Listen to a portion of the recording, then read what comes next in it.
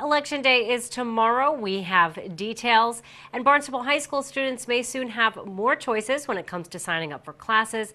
Plus, a new bill would help raise funds for arts and culture. These stories and more on this episode of Barnstable Today. It's Monday, November 4th, 2013. I'm Sarah Mannel.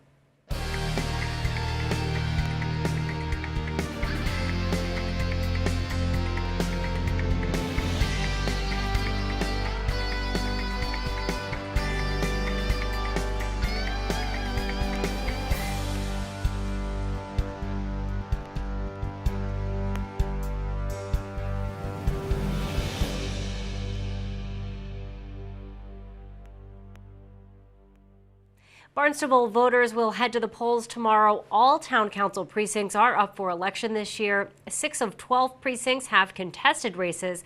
Incumbent Tom Rugo is being challenged by Eric Steinhilber in Precinct 2. Antonia Blanca and Jim Crocker are on the ballot in Precinct 5. Deb Converse and Will Crocker are vying for a seat in Precinct 6. Incumbent James Tinsley Jr. is being challenged by Tim Ferreira in Precinct 9. Incumbent June Daly is being challenged by Phil Wallace in Precinct 11. And incumbent John Norman is being challenged by Don Lind in Precinct 12.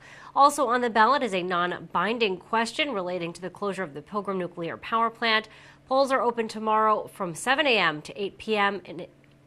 In an interview with Channel 18, Town Manager Tom Lynch recognized the work of longtime councilors Janice Barton and Janet Jochum, who are both leaving the council. They'll be leaving Thursday. Will be their last town council meeting, and both of them have gone through good times and bad on the council. Janice has been a leader in school issues and serving as liaison to the school committee, working with youngsters and children at No Place for Hate. She's done all of the work with the homeless and trying to pull that whole effort together. So she had and also served in leadership for a few years. So she's been a very dynamic and important member of the council over the last 10 years. And then, of course, Janet Jochum is getting off after 12 years on the council, and she is just also served as council president, learned what it was like to deal with bloggers and all of that. Absolutely. She was at a little different era in terms of the way people were reacting to the council. Did a lot of work on the school ed formula, was always a help during budgetary times, and I think that and just a strong supporter of many of the initiatives that we tried to put forward. So we're going to miss their institutional knowledge, but we have councils that have grown and learned new things, and they're moving into leadership roles now. Lynch also discussed a possible 2-year contract extension. After the evaluation that when happened in late June, early summer, I had spoken to the town council president. We were looking at what we should be doing in terms of planning ahead. My existing contract called for it to be renewed in 2-year increments. So after we had gotten through the summer months, we said we'd sit down, and she called together a meeting of the evaluation committee, and the council president and vice president also sat in on that. It's, I'd say, a fairly basic contract that we agreed to extend it for another couple of years. They offered a step increase. Mm-hmm. There's percentage increases in June of 14 and again in 15. I'm looking forward to it. I think that it's, I've enjoyed these past, well, I had a year as interim and acting, and then this year now plus as the town manager. And so finishing out this and being able to look forward to another 2 budget cycles it will really allow me to advance the issues and ideas that I think are important to our community, and so I'm very excited. Town Council will vote on the proposed 2-year contract extension at its meeting Thursday night. The meeting will be held in the Town Hall hearing room at 7 p.m.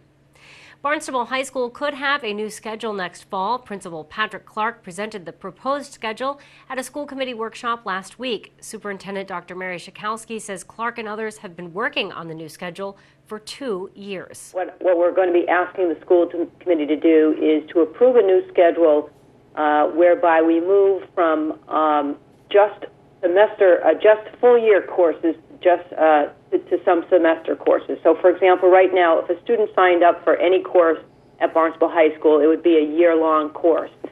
And so what we're looking to do is create more opportunities for course offerings, more diversity of course offerings for students, and we're looking to add semester courses to the schedule. So that opens up, for example, if a student wants to take a half year of biotechnology or a half year of forensics, they're not locked into a full year schedule, and it opens up and frees the schedule a little bit more for them, which I think is really terrific. Schakowsky says the new schedule will give students more options. It really creates some opportunities for students. It's a student-centered, driven schedule. It is going to require us to negotiate this with the teachers union because it does impact their contract. And we're looking to, tomorrow night, the school committee Patrick is putting forward some graduation requirements and changes in the graduation requirements. Now, these are not going to affect this year's students, nor are they going to affect the class of next year's students. It really won't take effect till 2016, and then they increase more and more up to the class of 2019. So I think it's we had a couple of students attend the workshop the other night, and we had one student talk about he's an AP student, takes a lot of AP courses, but he would have liked to have taken band. That did not fit into his schedule. With this new schedule, that would have fit. So, it is creating opportunities for students. It's a schedule that's been in place for a number of years, and hopefully the school committee is going to look to make some changes. The school committee meets at 7 tomorrow night in the town hall hearing room. Well, a new bill would help raise money for arts and culture. State Representative Randy Hunt sponsored the bill. He says the bill would allow residents to donate to a cultural development fund when filing their taxes. Hunt says there are already 5 other similar funds on your tax return. The 6th fund would be the Massachusetts Cultural Development Fund.